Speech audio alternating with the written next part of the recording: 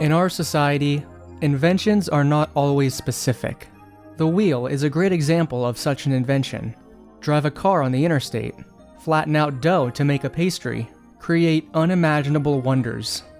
These creations hold the power to transform life as we know it. Another such invention is far less discussed, yet its influence is seen everywhere. As far back as 6000 BC, the paddle was used to propel water-bound vessels across the sea. Other applications include cooking, swimming, and recreational games. Oh, and discipline. Every millennial and Gen Z adult remembers their parents talking about the paddle.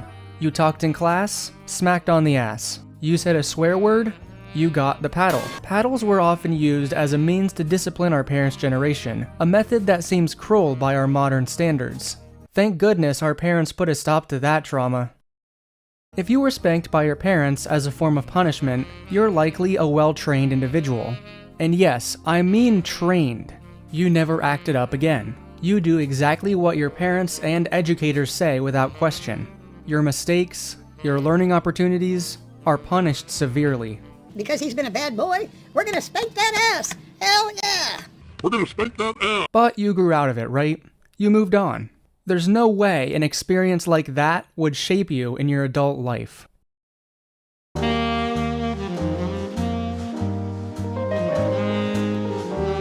In psychology, there's a proposed model of childhood nurture influencing adult relationships. This is referred to as the attachment style hypothesis.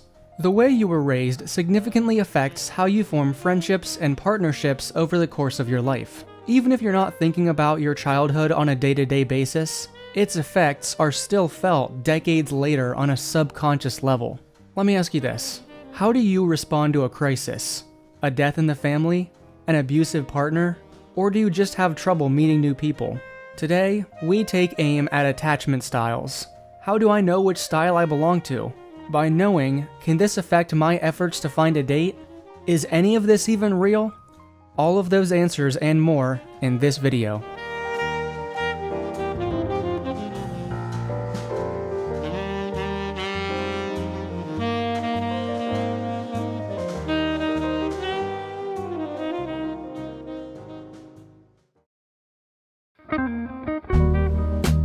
Attachment styles, or types, reflect how you behave in romantic relationships, and are based on the emotional connection you formed as an infant with your primary caregiver, often your mother.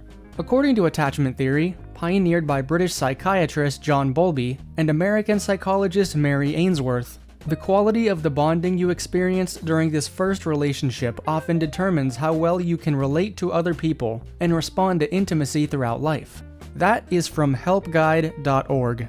Basically, psychologists and therapists are able to analyze your current relationships and build a prediction of what the root cause of your dysfunction truly is.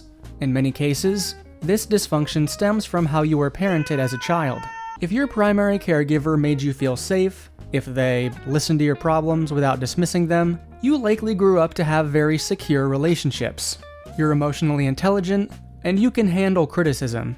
If your caregiver lashed out at you, if they used physical punishments, you might have some unresolved trauma that causes you to lash out at others, or fear being lashed out at. You might have some trust issues. But this is just one example. Psychologists have worked to build out 4 major types of individuals often seen in counseling. You might neatly fit into one of these categories, or you might be floating in between some of them. It's important to note that while you may discover an outside element to your shortcomings, your parents were mean to you and therefore you don't have a girlfriend, you can't really simplify it to this level when attempting to solve the problem. You might use this initial trauma as a jumping off point for how to improve an area of your life, but playing the blame game won't get you anywhere. As Help Guide puts it, the success of attachment isn't impacted by socioeconomic factors such as wealth, education, ethnicity, or culture. Neither is having an insecure attachment style as an adult reason to blame all your relationship problems onto your parents. The mind is elastic. It can shape itself to match its environment. Even if you faced trauma in the past, and the source of your pain is in no way your fault, it is unfortunately completely up to you to use this information to change your behaviors. You are in control. Let's jump into the first scenario. You're a child. You do childish things. The occasional tantrum, the awkward oversharing in public, the misunderstandings. Your parental figures remember how they were when they were your age, so they choose to be patient with you. They take the time to explain the rules, why we have the rules, and they don't punish you for your curiosity. Physical punishments like spanking are extremely limited, tame, or just non-existent. Maybe you have a rebellious teenage phase. They didn't respond to your brattiness with an overcorrection because they know it's just a phase. They let you go through your full character arc, basically. Congratulations, child. You are now securely attached. You're one of the lucky ones. This doesn't mean your parents were perfect, of course. Maybe you had the odd situation where they broke down, and you get the sense that they're struggling too. But for the most part, they had patience with you and understood that you were going to make mistakes. The most important thing they ever did was continue to try to understand your nonverbal cues, instead of dismissing you for being too different or difficult to understand. As an adult, this balanced parenting style has served you well. You might still have those typical anxieties with going up to that girl and asking for her number, but you understand on an emotional level that everyone is different and that your feelings have worth. You're a guy, but you're allowed to be a little emotional. You're actually quite comfortable with intimacy, and you're good at being both dependent and independent in relationships. You're also empathetic. You're able to set up healthy boundaries and communicate those boundaries. I'm uncomfortable when you, I'm sad when you, I'm turned on when you. Maybe you're in therapy because you recognized an imbalance in your relationship and you had the courage to admit there was a problem. You find satisfaction in being around others, but being apart while your partner is on a trip with her friends isn't going to kill you. Any setback is an opportunity to learn. You're not perfect, and neither is your partner, but you have the confidence to fail and fail and fail again, and then succeed. This is the healthiest of all attachment styles. To achieve collaboration and healthy relationships, everyone should strive to have a secure attachment style. We'll get into how to change your attachment style later on in the video, but for now, we need to discuss the other types. Most likely, you're not 100% secure. Very few people are. So you're in the common position of knowing where you want to end up. But first, you need to find your starting position. Let's jump into another scenario. This one is very similar to the first. You're a child, you do childish things. But this time, maybe your parents are a little inconsistent. They have their own bad days just like any parent, but they're not so good at processing those bad days. Let's say you have a problem as a child. You get home from school, and you can tell your mom or dad is in a bad mood. When you tell them that you need to make an emergency run to the store for a project that's due tomorrow, they get pissed and they make sure to let you know. How could you inconvenience me like this? They completely skip over the fact that you just learned about this project today, and you couldn't have known. Flash forward 2 weeks from now. Same situation.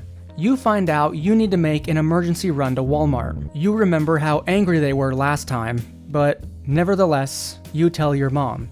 She's actually had a pretty good day, so she responds the way a secure adult would respond. Okay, no problem, let's go to the store. This confuses you. One day she was angry at this request, another day she wasn't. You're not old enough to really process that she was just having a bad day the first time. You clearly weren't the cause of the anger, but she didn't take the time to make sure you knew that you weren't the cause of her anger. Have you ever heard of that experiment with the baby monkeys and the wire mother? The baby monkey is placed in a cage. There are 3 fake mothers, one that is actually soft and provides warmth. Maybe it's a stuffed animal or something. The second mother is all wires, and it will shock you if you touch it. The third mother is a mix of plush and wires. It will only shock you sometimes, in a way that the baby monkey can't predict. Researchers found that the strongest reproducible attachment was between the baby monkey and the mixed results mother, not the soft plush mother. An inconsistent parenting style creates the most dependent children, the most anxious children. As an adult with anxious attachment, you crave intimacy. You're overly demanding and overly dependent in your relationships, whether or not you realize it. As the name suggests, you're an anxious person. You feel a lot of hesitancy before talking to someone. Are they going to hate me? You don't even know this person, you have no reason to believe they're going to hate you. But the confusion in your childhood makes you overthink every interaction, which keeps you from meeting new people and reaching your full potential. You do crave that emotional connection, but you don't trust that people will respect it. If you are in a relationship and you have an anxious attachment style, you might be overly fixated on the other person. You really depend on them, and not in a healthy way. If they want their own space, you might view it as them slamming the door in your face. It's lacking the confidence that they'll still be there when you open that door. A lot of your self-worth rests on how you feel you are being treated in that relationship. You might overreact to any perceived weakness or threats in that relationship. I relate to this type a lot, although I don't feel that I'm completely congruent with the description. I tend to have a lot of anxiety, and I assume people don't like me before I even talk to them. I've never been in a relationship, so I don't know if I would be clingy. But knowing that this is a common response, I can watch out for it when I eventually do get to be in a relationship. I do crave intimacy to a certain extent, but at the same time, I'm scared of that intimacy, which is why I don't fit in cleanly with this definition. And maybe you don't either. Well, not to worry, there are other scenarios. You're a child again. You're doing childish things.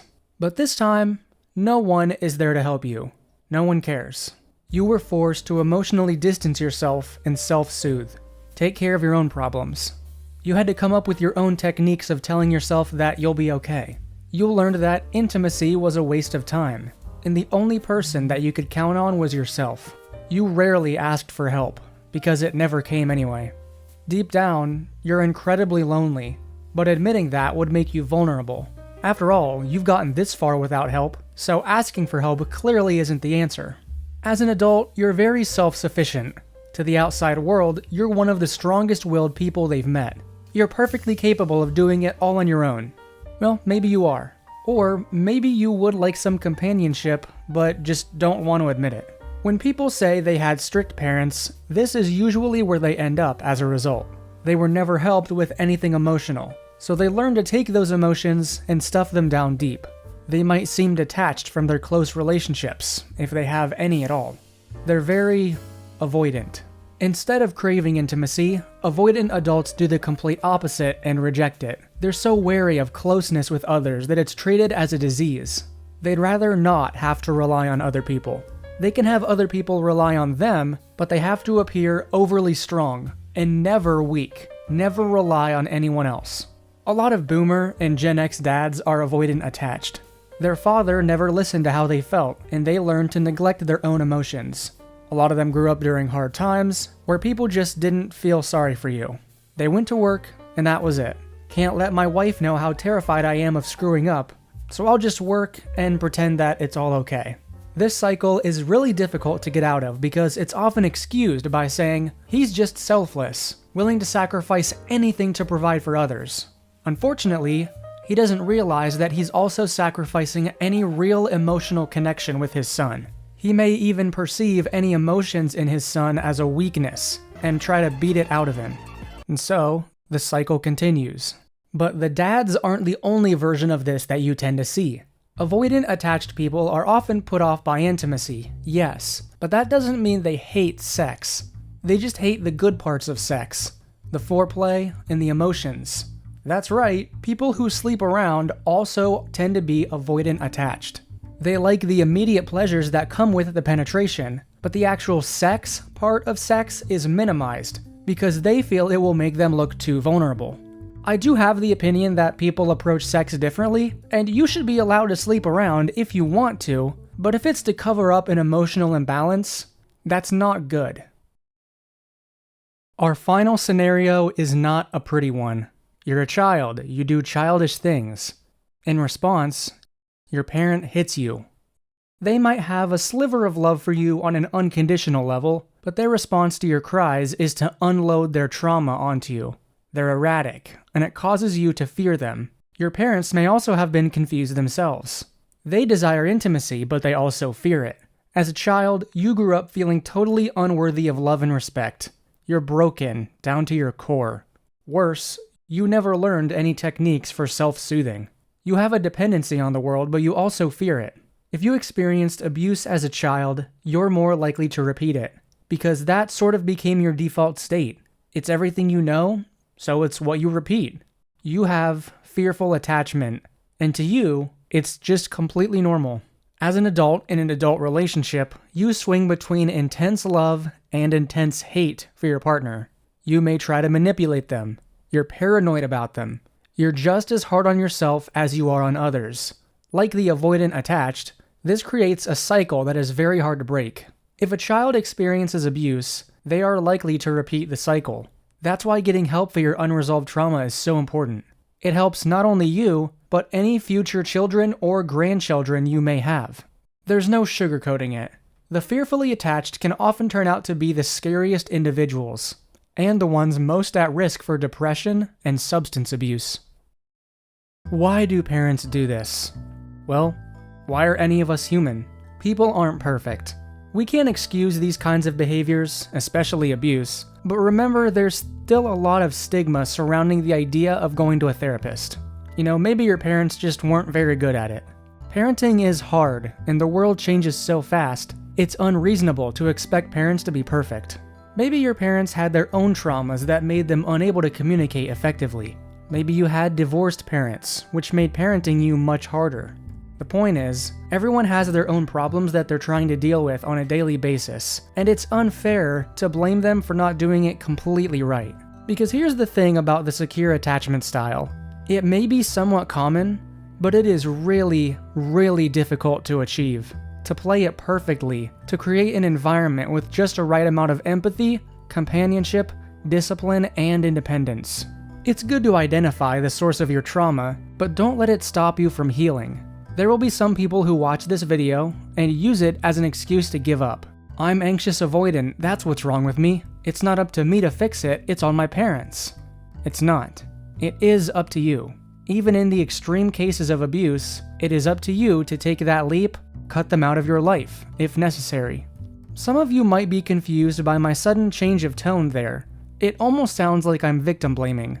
While I'm not, the reason I'm emphasizing action is because we've all seen those videos, the self-help kind of stuff, and my frustration with them stems from the idea that watching a 10-minute PowerPoint presentation is going to suddenly fix my life. Slapping a label on something that is not even really concrete, I always feel a bit empty after watching one of those, because rarely do they end with any accountability on the part of the audience.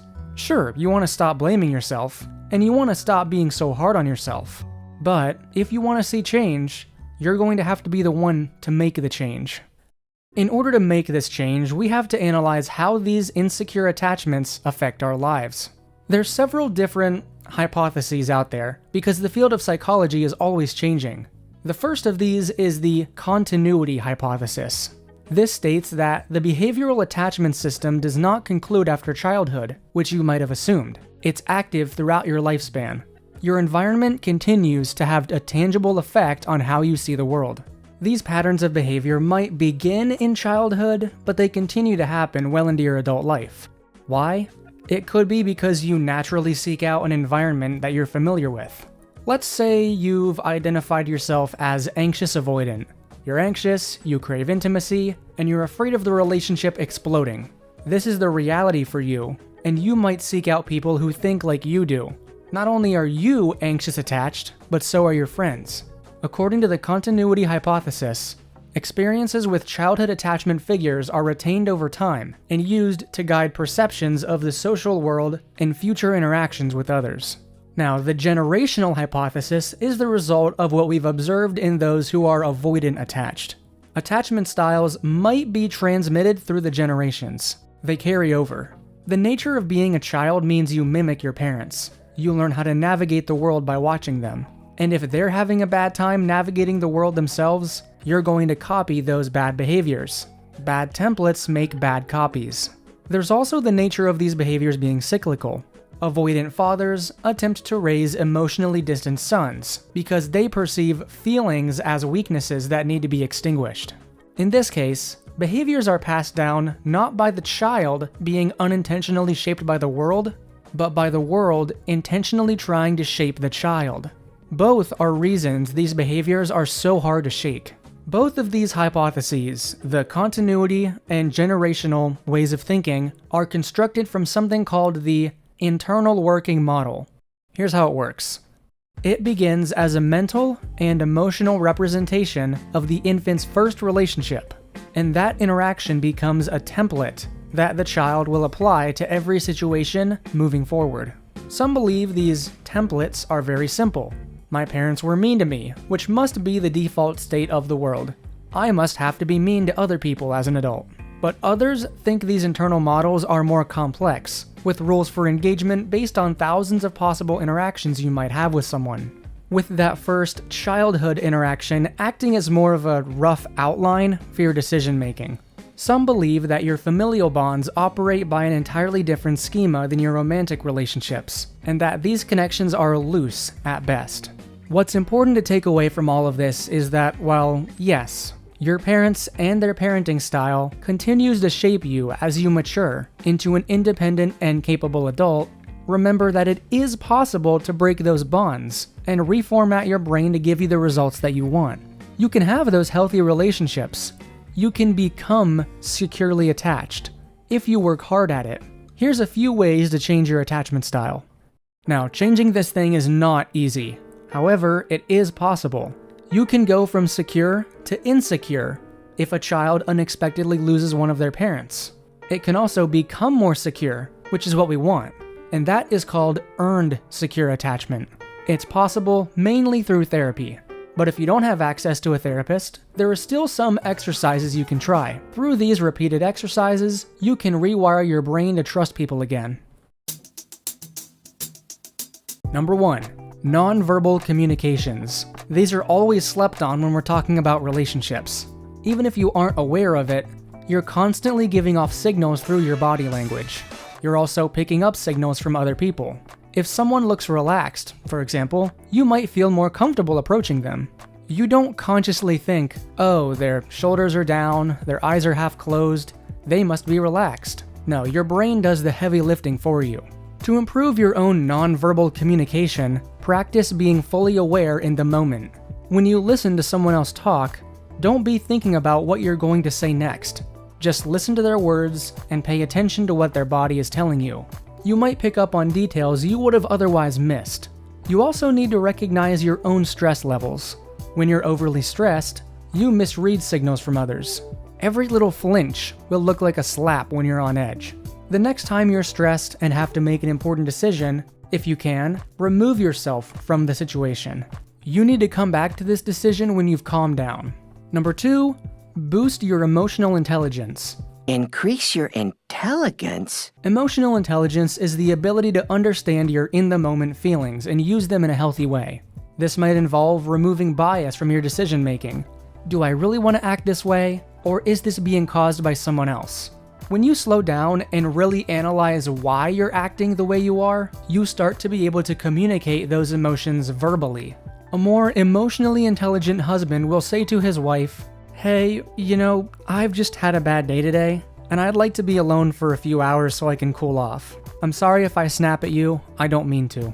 Improving your emotional intelligence might involve identifying triggers.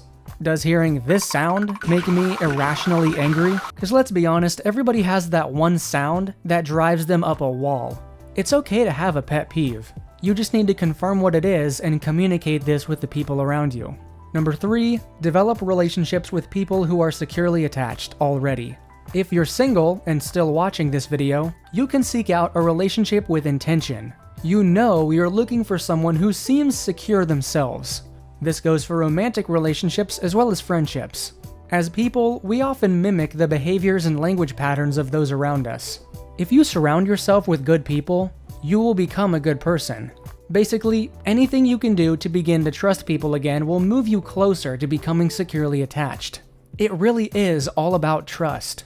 The insecurely attached either don't trust others or don't trust themselves.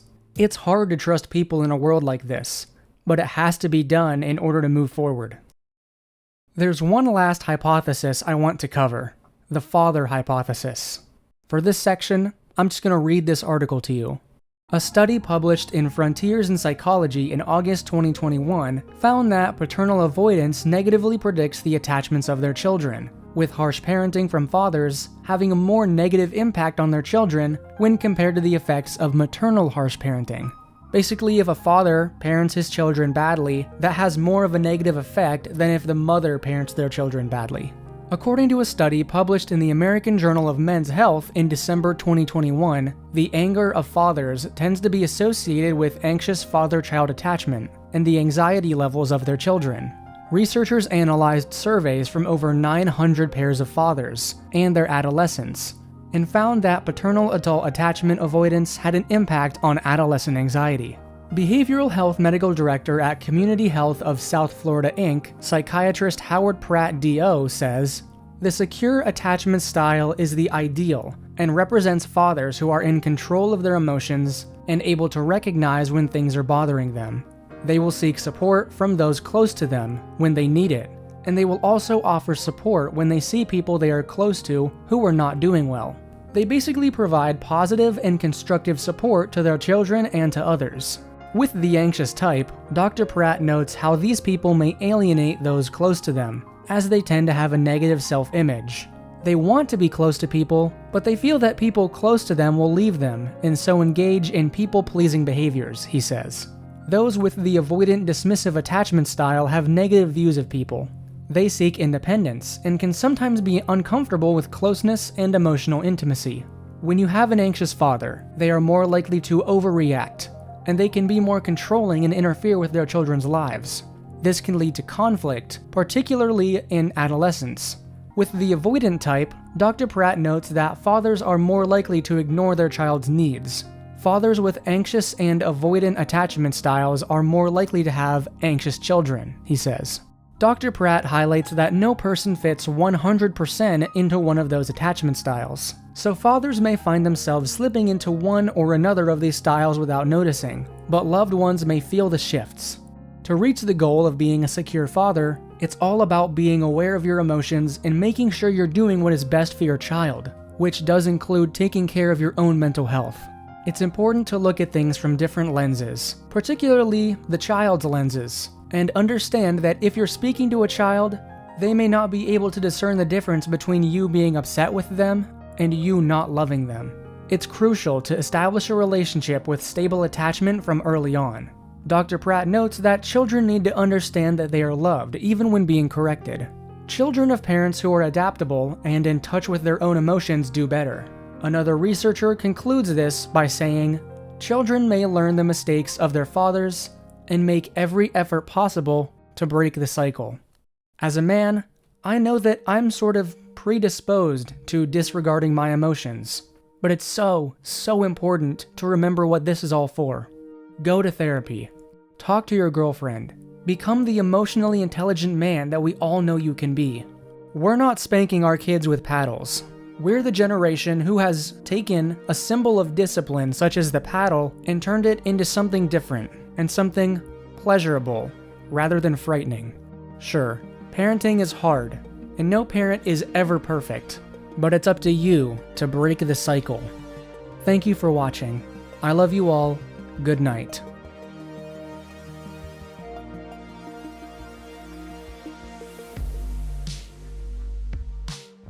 The Sprite and lemonade combo. Has anyone else done this? I've never done this because I have severe acid reflux, and Sprite with lemonade just sounds like a shitstorm waiting to happen. Vegetables? Ew, you guys suck. No vegetables. Ugh. Especially those slimy fajitas. But okay, we've got steak burrito. I'd rather do chicken, but okay. White rice. I'm sorry, but brown rice is just better and better for you. No beans is a crime.